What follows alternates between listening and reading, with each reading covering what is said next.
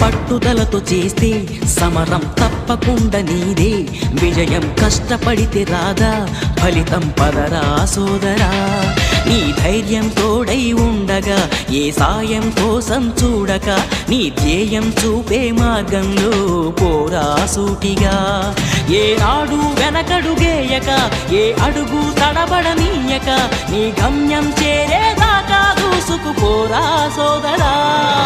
పట్టుదలతో చేస్తే సమరం తప్పకుండా నీదే, విజయం కష్టపడితే రాదా ఫలితం పదరా సోదరా.